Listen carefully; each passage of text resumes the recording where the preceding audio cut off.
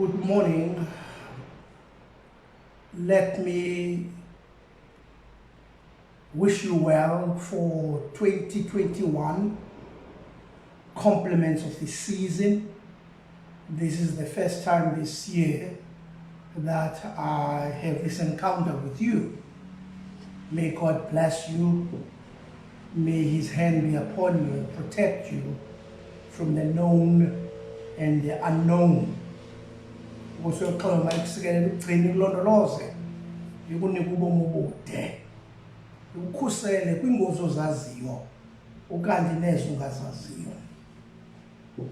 Namhlanje kule ncwadi yeGenesis esisahluko sona sesesithandathu, ivesi yona yesihlanu sinqumame kulena yesithandathu.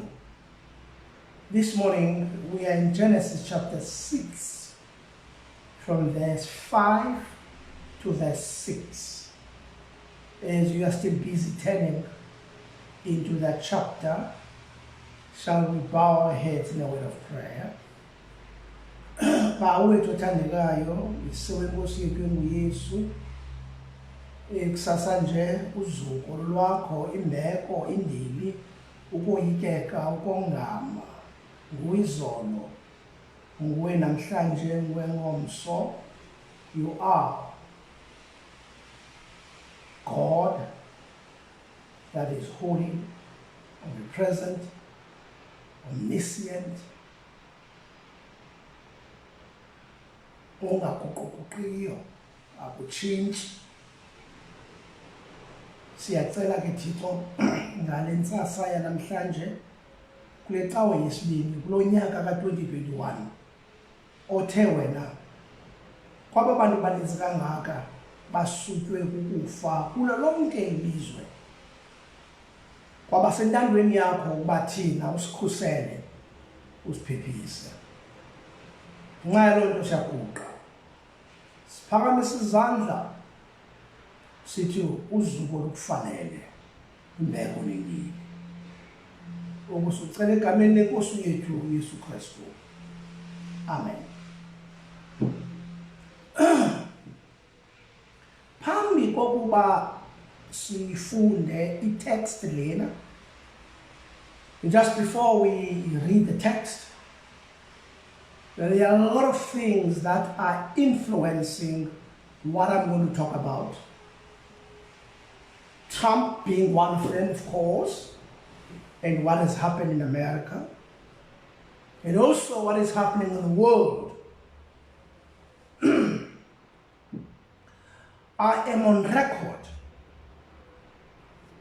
I used to run a program on Radio Nkqubela on leadership, fortnightly on Tuesdays, and I always try to persuade the presenter or Pescalamani that when there are issues here in South Africa, or specifically here in Nelson Mandela, I refuse to reduce that to South Africa or Nelson Mandela.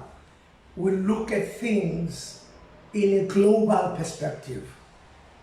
You will know today why I kept on emphasizing that point. There are a few things that are very important before we even look at the scripture. What Genesis, it has 50 chapters. It's very, very important for us to understand that. Secondly, it is divided into two parts. It is part 1, which starts from chapter 1 to chapter 11, and then it is part 2, which starts from 12 to 50. Part 1 has 4 main events Neziganeko ezine ezibalulekileyo. Chapter 1 to chapter 2, we have creation in Nalo.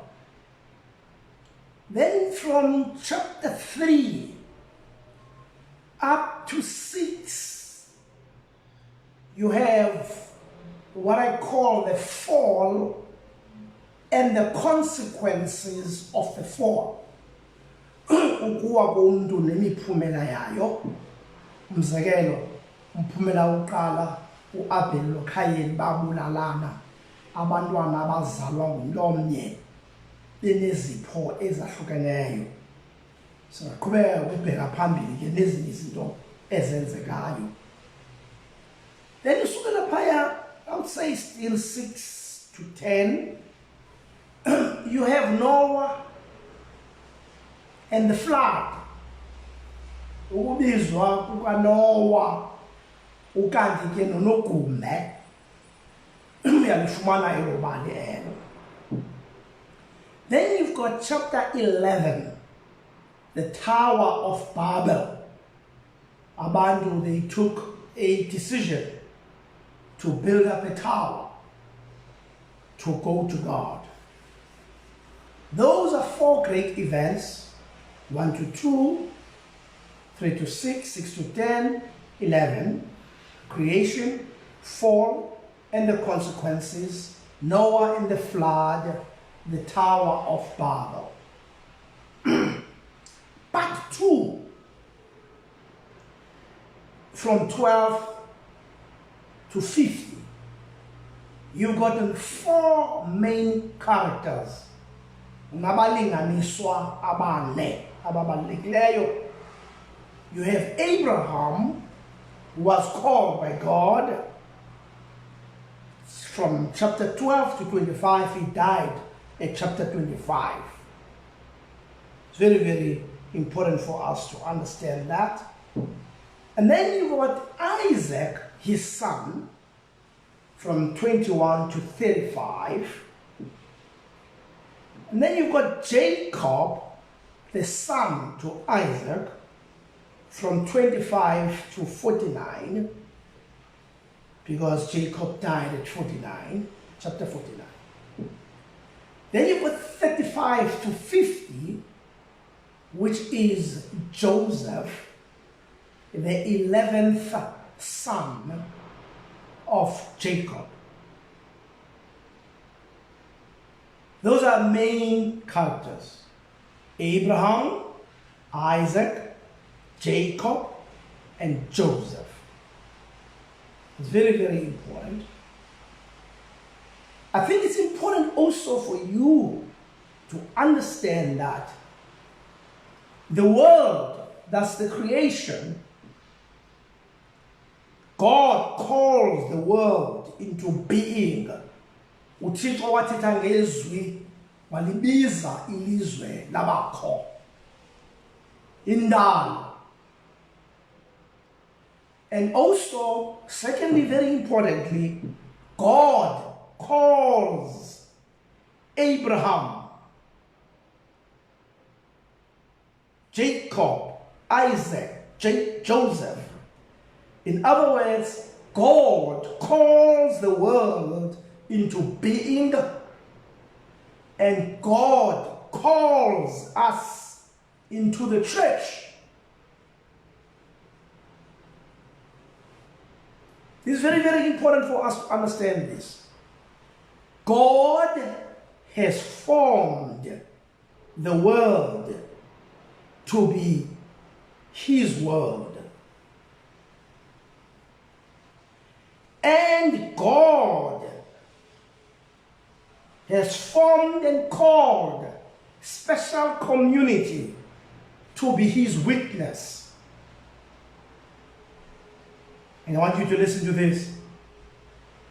It is the same God who calls the world and community of faith fresh from the word. Both have been evoked by the speech of this God. God called the world into being, and God called his witness Abraham, Isaac, Joseph, Jacob. He calls me, he calls the world, the church, into being through his word. And I want to repeat that. It is the same God who calls the world and community of faith fresh from the word. Both have been evoked by the speech of this God, the church and the world. It's very important for us to hold that. And I want you to also to take note of this. In Genesis chapter 1 verse 1. What in that? Verse 1. Ithi ekuqalekeni uThixo wadala amazulu nehlabathi. Ivula ngalo mazwi uThixo edala. Xa ivala chapter 50 ithi wafa ke uYosefu engeminyaka 114 amqhola wafakwa etyeyeni eyiphutha. God opens creating the world. And chapter 50 verse 26, we see Joseph dead in a coffin. That's how this book closes. Now, quickly, shall we go to this chapter, chapter 6, verse 5. Today, I am reading in the Xhosa Bible, and I will be reading also in English Bible, and surprise, surprise, I will look into Latin also, the Bible. It's very important for us to know that that is the first language that the Bible was translated into, from Hebrew, Greek, Latin, English, and then follow the other languages. Therefore, you'll find that Latin is closer than the other languages. Quickly, masifunde ke kunye ke le ndawo. Ithi ngesingesi, in English, and God saw that the wickedness of man was great in the earth, and that every imagination of the thoughts of his heart was only evil continually. And it repented the Lord that he had made man on the earth, and it grieved him at his heart. Xhosa wabona uThixo ukuba ububi babantu bandile ehlabathini, konke ukuyila kwengcinga zenhliziyo yabo kubububi bodwa imihla yonke. Wasohlwaya uYehova ngokuba emenzile umuntu ehlabathini. Kwaba buhlungu kuye enhliziyweni. Eli ke lilizwi likaThixo unoyolo olivayo aze alenze. Phambi kokuba ke siqwalasele before we pay attention to these two verses, which are very, very critical.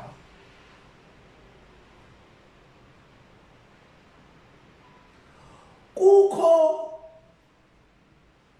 igama lesilungu. Eli gama liphuma kweli gama future, which is ikamva. Then eli gama futurology. Uyalibona manje liphuma ku-future. Futurology. Lidefinwa as a systematic forecasting of the future based on the present trends. Londo ichaza ukuqikelelwa kwekamva lisekelezelwe kwizinto ezenzekayo ngelo xesha. Is defined as the art or practice of making forecasts about future developments in science and technology and their effect upon society. Is comparatively a new word. It is not found in the older standard dictionaries. It seems to have been invented in the 60s. Eli gama ligama elitsha, akusayi kulifumana kweza dictionaries zakudala. Uyakufumana kwi-dictionaries ezi from 1960 ukuza ngameno. Sukela phaa ko-1950s ubheka uyumva alifumaneki ela gama. Ele gama li-inventwe apha nge-60s. Lichaza izinto ezakuthi zenzeke zize zichaphazele uluntu. Lo nkcazelo isekelezelwe kuqikelelo ngenxa yezinto ezenzekayo.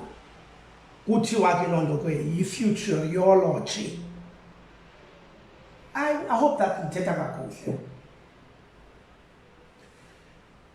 Not that peering into the future is new. Into yokufuna ukwazi ngekamva ayonto intsha leyo.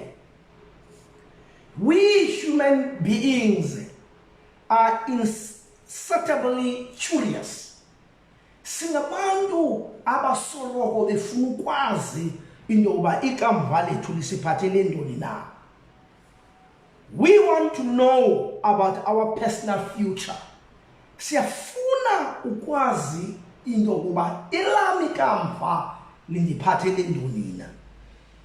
So on the sly, if not in the open, some of us consult fortune tellers or horoscopes. Abanye bethu ngokufihlakeleyo sihamba amagqirha, siya kwi-fortune tellers. Abanye abantu babula nto ye-horoscopes, ufundo lonkwenkwezi. Abantu depende nguzelwe nini. Abanye bathi bango-Pisces, abanye bango-Virgo, njalo njalo, izitazi ngezitazi. Aba bantu ke akavuki laa mntu engayifundanga laa mini into yokuba ikamva lakhe lime njani na. But our horizons are not restricted to ourselves. Uyayazi baphofu ba apha, I think uradio metro andizoqiniseka ngosuku olukhona umuntu obakhona phaa kuthiwa ugogo. Abantu bayafowuna ke phaya achaze ke, akazichazi igama lakhe, achaza kind of ufuna ukwazi ikamva lakhe malunga nomsebenzi kwendawo aphangela kuyo. Abanye abantu bathi kuthando lwakhe nalo muntu athandana naye njalo njalo. Chaze kugogo ke, chaza uganga, bamangaliswa abantu. Inkulu laa nto, ndiyabona ke nalapha etivini. Laa nto ndiqale uyibona ngela xesha ndise-America. Kaquqa kakhulu eMarika phaa nge-90s usapha ku-2000 90s quqa eMarika bona ke eza program umuntu nje bantu ugcwale ngabantu ezochazelwa ikamva labo uthethe nabantu abafayo thethe nalo mntu banje ngubani ndizalwa ngubani wena ngubani kabani chaza ikamva lakhe so singabantu ke aba very curious about our future. But it doesn't end up with us only. We like to gaze into the remote future as we do into outer space. For instance, there are books and films of science fiction that fascinates us. Films as the of looking into the future. Just fascinating as films. We dream the more scientific or pseudo-scientific dreams of the evolutionist or the Marxist. So long as and all of that. You know, I want you to listen to me now carefully. It was in 1967. I want you to write this thing down. That a man called Herman Kahn, K-A-H-N, who was the president of the Hudson Institute, kunye nogxa wakhe uAnthony Wayne, wrote their book with a title to this one's, namely the year 2000. My man, bayibhale ngo-1967 babhala incwadi ethi year 2000, which was a framework for speculation on the next 33 years. They were predicting that from 1967 to 2000, which is 33 years, their emphasis was on the accumulation of scientific and technological knowledge on the kind of post-industrial society which would result bechaza ngenxa ye-development kwi-scientific and technological knowledge into yokuba in 33 years iyakuba ilizwe likhangele kanjani ngo-2000. It will be a post-industrial society. Their forecast of knowledge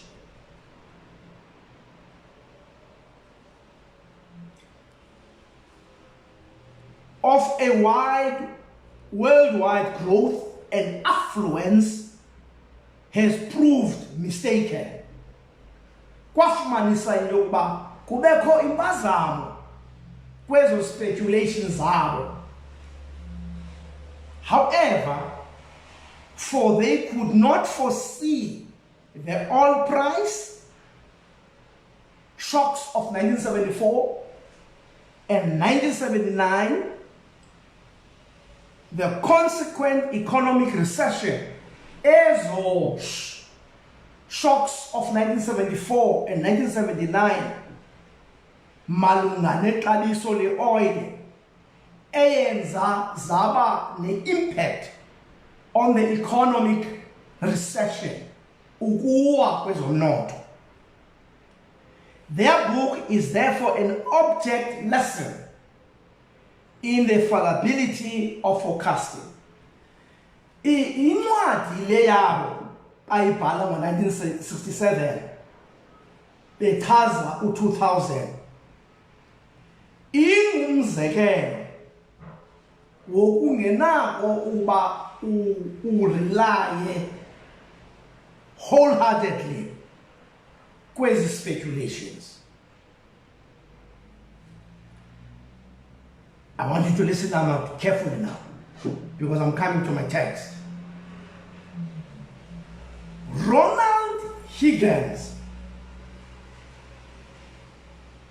who wrote his book in 1978.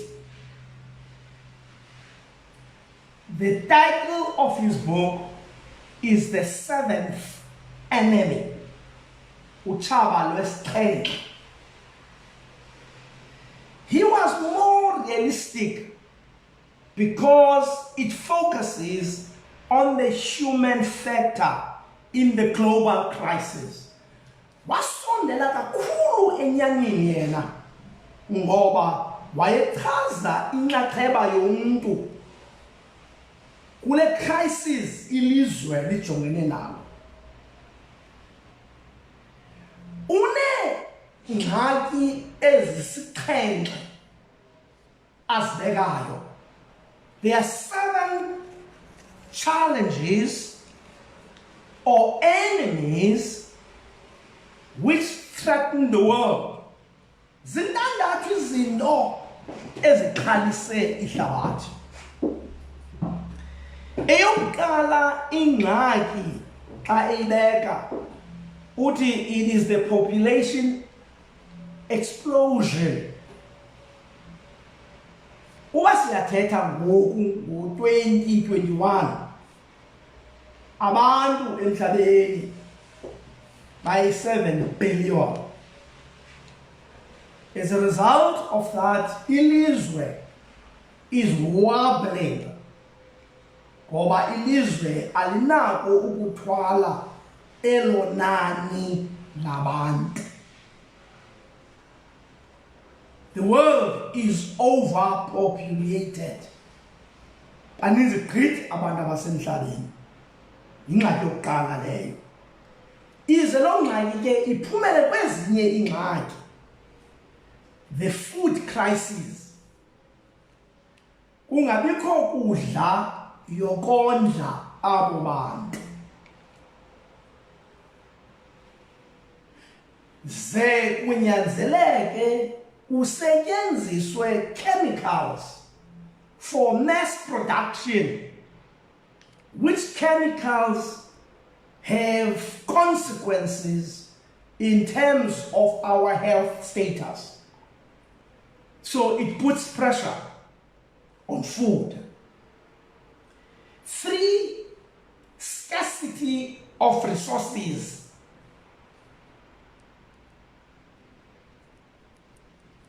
Like for instance, unxunguphalo kumanzi.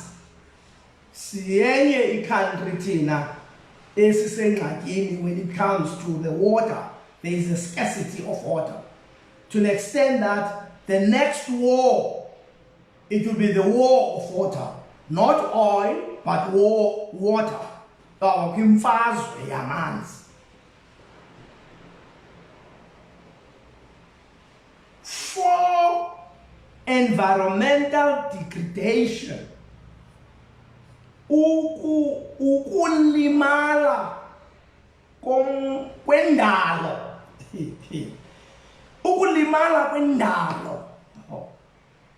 Indalo is overused and abused by humankind.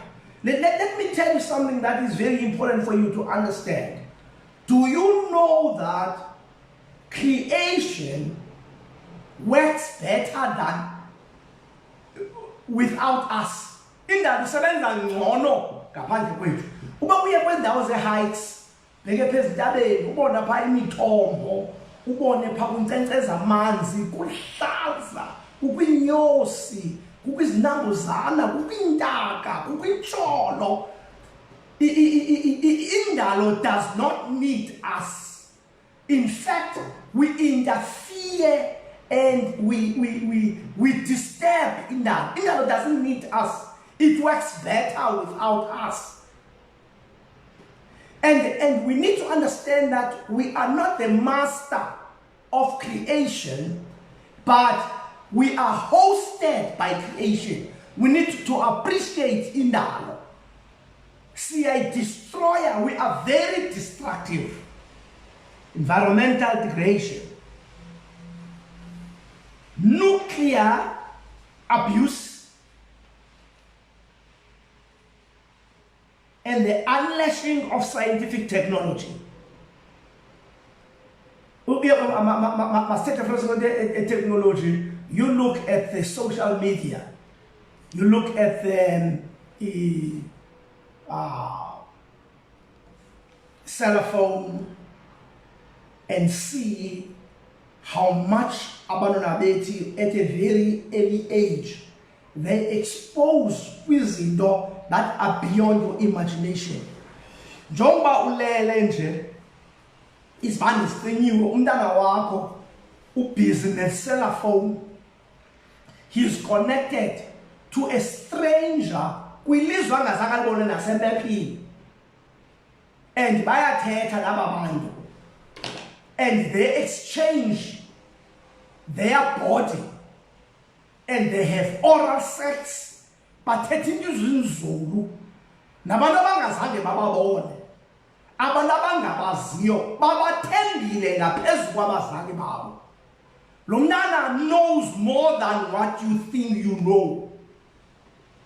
It's possible that lo mntana wakho is married to a stranger e-Indonesia, eyinkwenkwe utshate nenye inkwenkwe, and every evening they have this sexual talk and interaction and sexual verbal sexuality nabantu abangazange bababona. That's how dangerous this thing is. Those are 6 challenges. Uthi ke lo mfo, grave as these 6 problems are, nangona ke ezingxaki zi-dangerous ngolo hlobo. Ronald Higgins continues, uyaqhuba uthi, they are not insolvable. Ayizonto ezingenako ukuresolvwa.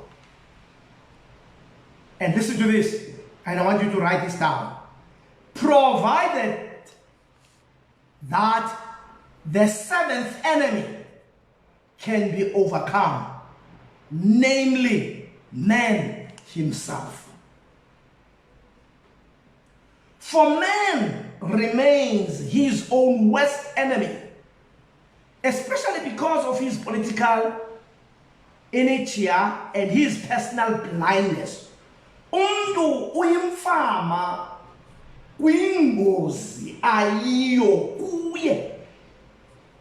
He needs a new self-awareness. Umuntu kufuneka avule amehlo azibone ngokuhla. A fresh vision, a reawakening of his moral and religious capabilities.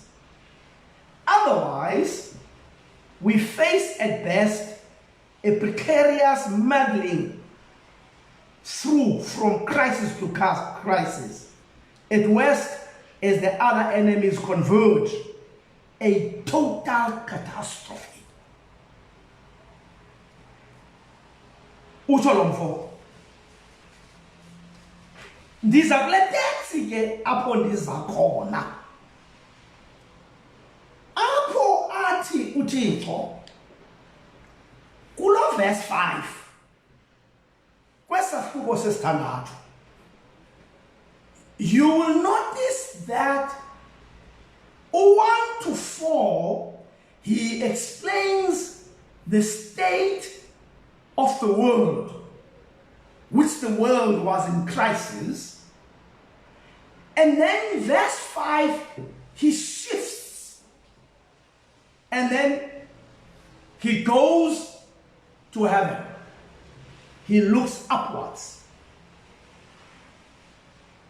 and then it says, and God saw. Iti Bible yesixhosa wabona uThixo. Ithi iBhayibhile lethi et vidit Jehovah. This is the verdict of Yahweh. God has been observing this. Ufikelela kwesi sigqibo. It's like when you go to court, emva kwengxoxo ende ne-evidence ekhoyo, and the court gives a verdict. Inikeza isigqibo. And God saw at verdit Jehovah. Sithini isigqibo sikaThixo? Sithi isigqibo sikaThixo okanye uthi ukubona kukaThixo. Wabona uThixo ukuba ububi babantu bandile ehlabathini. That the wickedness of man was great in the earth, and that every imagination of thoughts of his heart was only evil continually. Now, I want you to listen to this. What God is saying, we have become so hardened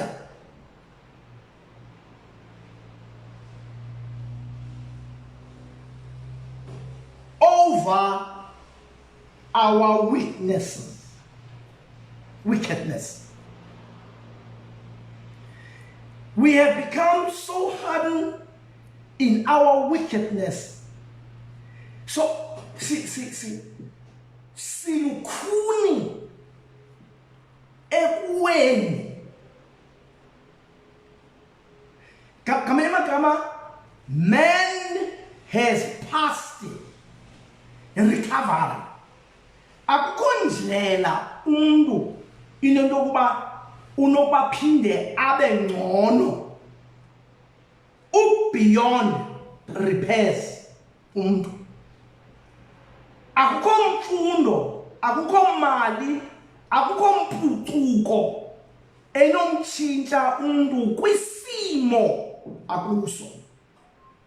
Uthi umpostoli Pawulos kwincwadi yamaRoma chapter 3 uqala pha ku verse 9.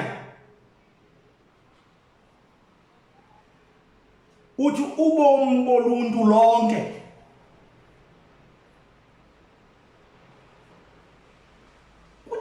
kuthiwe nina ke sinomkhusana na hayi unakanye kuba esesiwamisele ityala amaYuda kwanamaGrike lokuba aphantsi kwesono bonke njengoba kubhaliwe kwathiwa. Now, go to Ndumiso 14 verse 3. Akukho lungisa hayi nalinye, akukho uqondayo, akukho umfunisisayo uThixo. Bonke baphambukile ephelele, abancedi lutho, akukho wenza okulungileyo, akukho nokude abemnye. Akode Ndumiso 5 verse 9. Lingcwaba elivulekileyo umqala wabo, ngelwimi zabo amana ukukhohlisa. According to Ndumiso 140 verse 3, ubuhlungu amaphimbi uphansi kwemilebe yomlomo wabo. According to chapter 10 verse 7, abamlomo uzele ukuqalekisa nobukhaka. Kuqhubekeka ke inyawo zabo zinamendu okuphalaza igazi, lityumtyum nentsizi ezindleleni zabo, nendlela yoxolo abayazanga. Akukho koyika Thixo phambi kwamehlo abo. Mamela ke he verdict kaThixo le about the state of man. Before the gentlemen, Isizathu ndifunde le nto ndifuna umamele kakuhle. Le nto for instance yenzeke eAmerica ngoTrump kuba ephuma ngoba khaba abantu bophula ifestire bangenikani abakhathe constitution abakhathe lecwangco. Ezazinto xa zisenzeka apha kuthi apha eAfrika okanye apha eSouth Africa okanye eZimbabwe, thina abantu bamnyama singabantu bokuqala ukuthi hey, singabantu abatheni thina bamnyama sizinhloni ngolu hlobo soloko theni singafundi kwezinye inhlanga. Let's ilungisa lo ngcamango. This thing has nothing to do with being black, of being white, of being rich, of being poor, being male or female, able, disabled. State is It's not about blacks, it's about the human being. You go to Europe, uyobukela matches zesoka. Aba bantu baqeshe itrain kuthiwa they are soccer hooligans. Bayaziwa ababantu, babulala abantu, bayibethi city ingalawuleki. But ayikho le ngxolo iba khona apha konzakala abantu apha stadium in Johannesburg kudlala iPirates kunye neChiefs. Yayirongo loo nto, kwafa abantu. That was very bad. But indlela kwakuthethwa ngayo ingathi singabantu abatheni sizawuthini izizwe. This thing is not about blacks. This thing is not about whites. This thing is about humankind. The seventh enemy is the state of man. This thing is very important for us to understand. I'll give you an example. Bonakaliswa with social media, which is good. Abantu bethu who are not adhering to the protocol of the COVID. Dwele ezishibhini abantu baphezulu abanye kuyajayivwa kumandi akho mask akho ntoni and what have you buzwe abantu abamnyama ngabantu abanjani. Go to London and go to those pubs.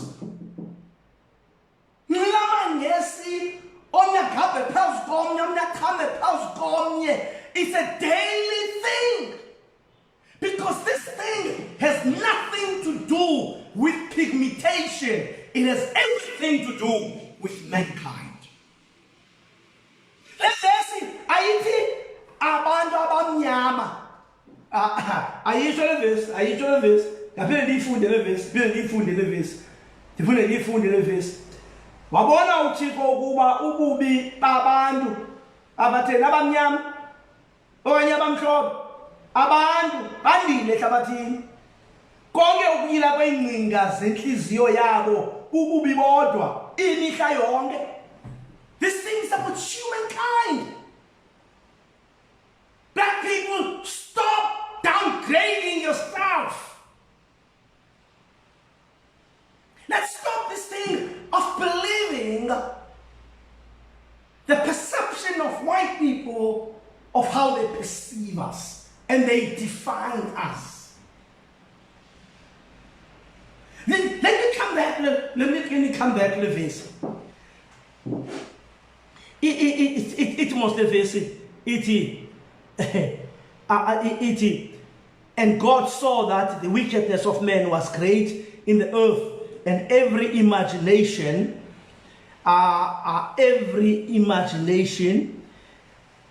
of the thoughts of his heart. Look the way words have been used here in Latin. Et caudo omne segmentum cogitationem cordus eoram. Now. In order for you to understand, if you explain that out here, lendlela ababantu okanye lendlela kubhalwe ngayo apha fragmentum ufumana fragment, a thing believed to be real but existing only in the imagination.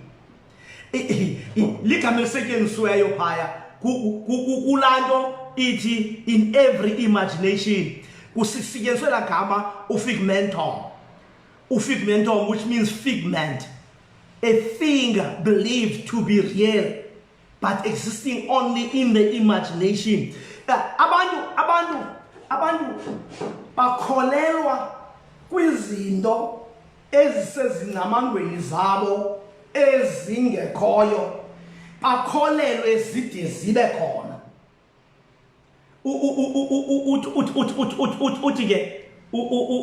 Uthi ke cogitonia, then ufumana ke cognition, the mental action or process of acquiring knowledge through thought experience and the senses.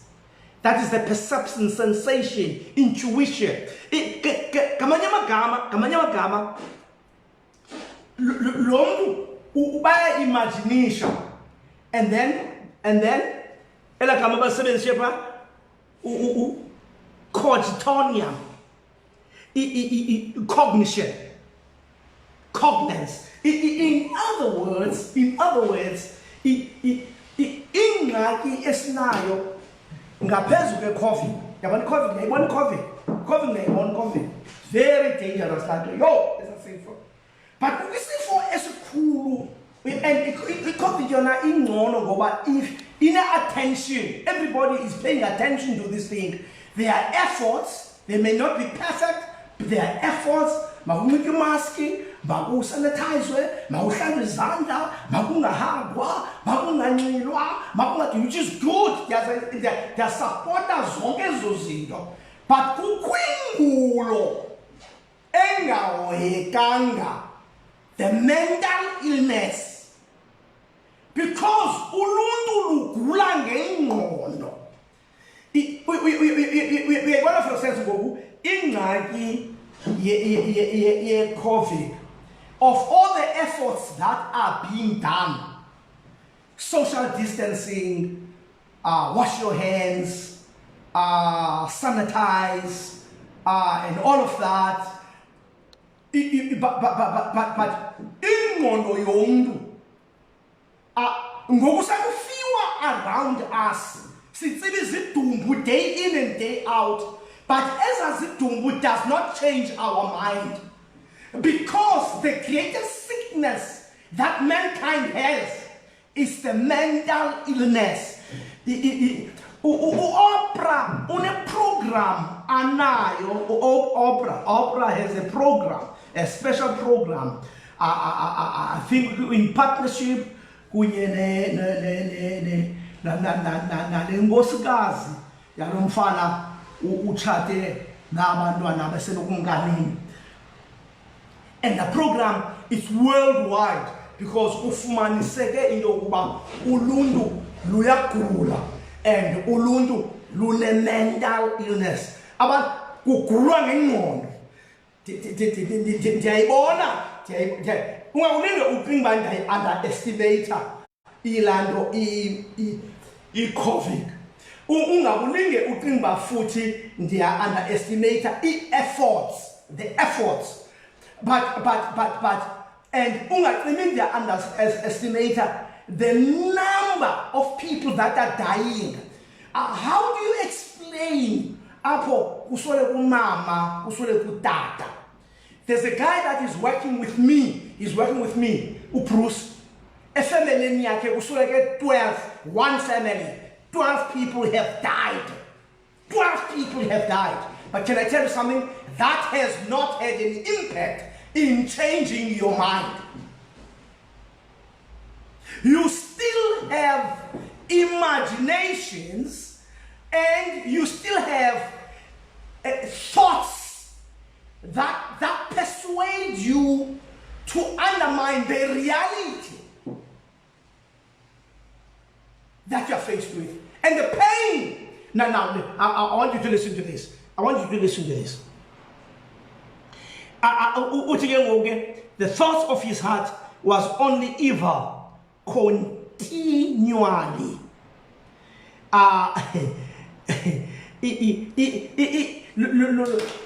Ingcinga yomntu ayinayo ingqondo yakho isebenza 24/7. The day ingqondo yakho stop working, you die, because that's a main part of your body, is your brain. Once your mind stop working, everything comes to a standstill. So it happens at 24/7. Now, it happens at 24/7.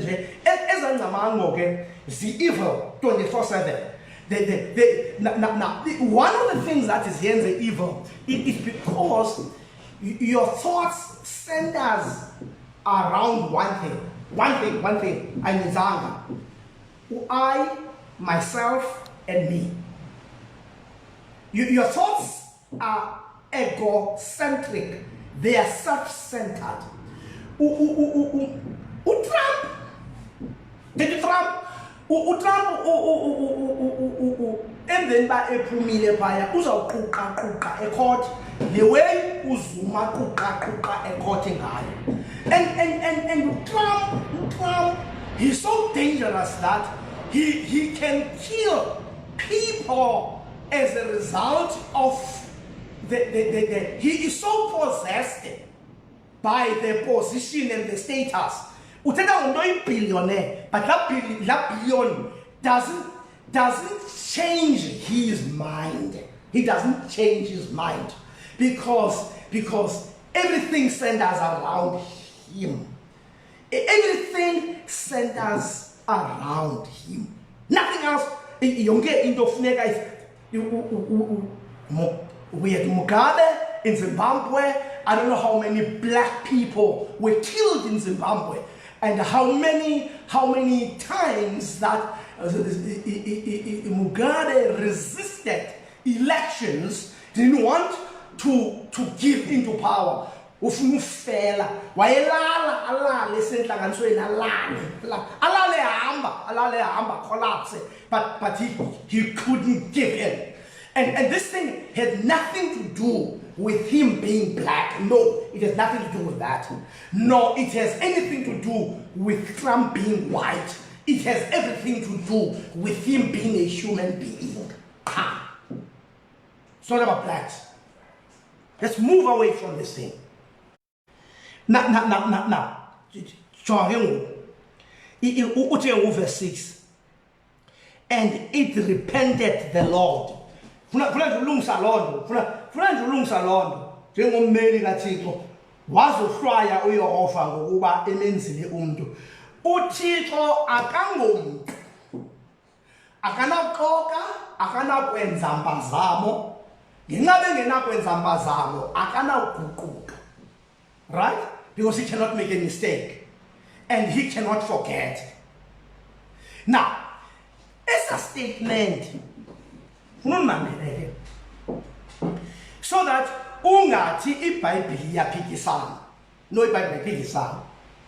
As a statement, yile figure of speech kuthiwa yi-anthropomorphism. U-anthropos is man, ligama lesiGrike, theta mankind. Then you get an anthropology. Right?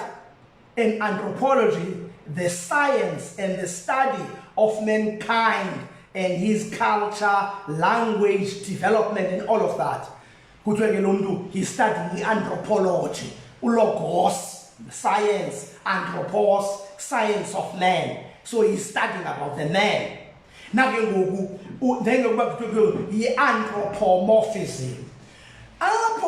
Xa uThixo efuna ukuthetha nathi thina bantu nge-level esawuthi si-understande ubu-serious balento athetha ngayo.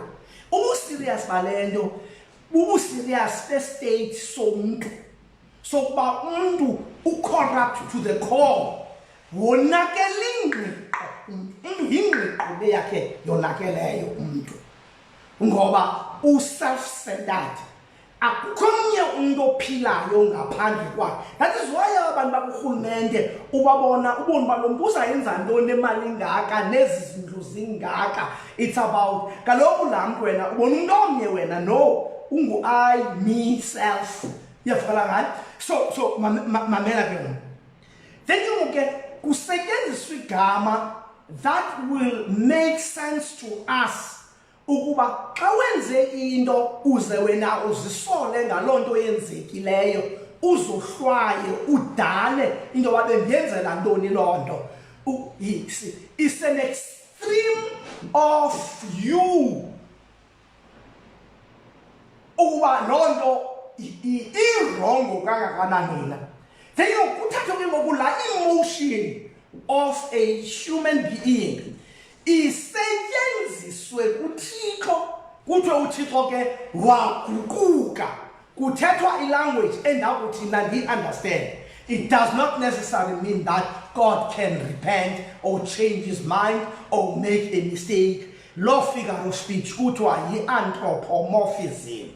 Anthropos, man. Iyavana? Morphism, then you go formation. It's a formation. Now, kuthatyathwe emotions zam zifakwe kuThixo to bring a point to me how serious this thing is.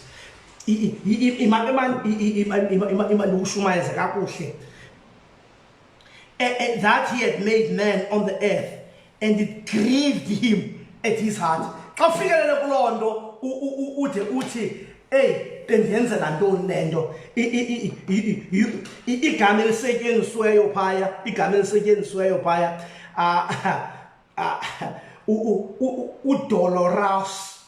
udolorous gama le-Latin, feeling great sorrow or distress.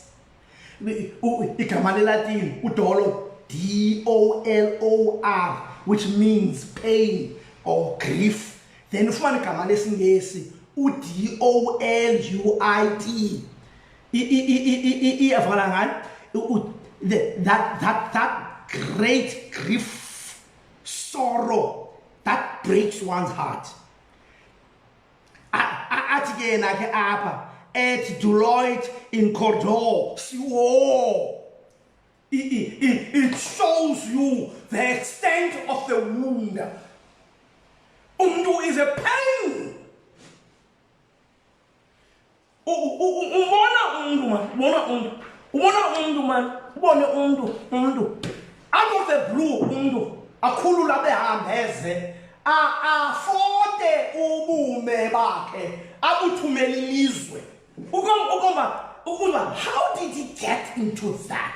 Fikelele njani apho ufote ubuntu bakho ubuthumele elizweni uba mawubonwe ubuntu bakho unosemose ukhulu wambeze santi upakaze pha uhambeze umuntu wenza loo nto udla wabonakala nalapha eBhayi kwabantu abagulayo ane kwi-robots uhambaze abantu bazigqume kuthiwe lo muntu akaphilanga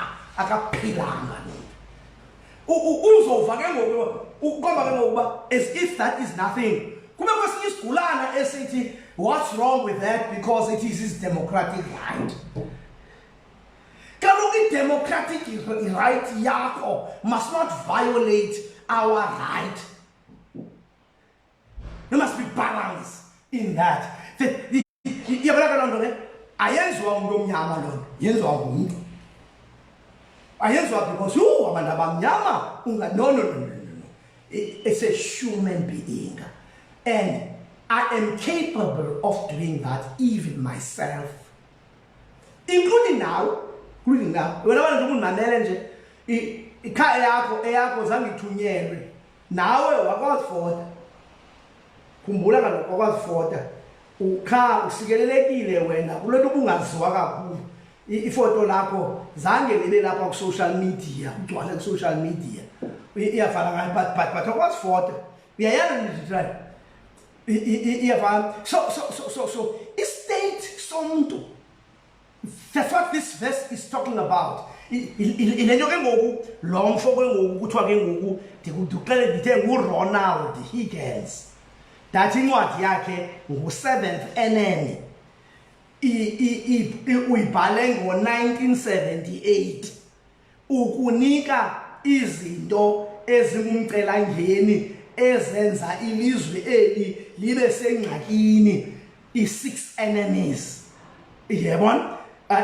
Into of population explosion, food crisis, scarcity of resources, environment degradation, nucleus and whatever. Uthi zonke ezo zinto ezo zilibeka ilizwe libe semngciphekweni. Uthi kodwa zimbi zinjalo zinako ukuthi ezi zinto zincedakale uba kunothathwa yi-one, because this one, which is a human being, is the cause of those 6. Eli ke lilizwi likaThixo unoyolo livayo aligcine azalenze. Ithemba lomuntu uThixo osezulwini. He sits high, he looks low. Bawo elizwi lakho namandla linjengamadoda aliyobakaqondisa indlela. Amen.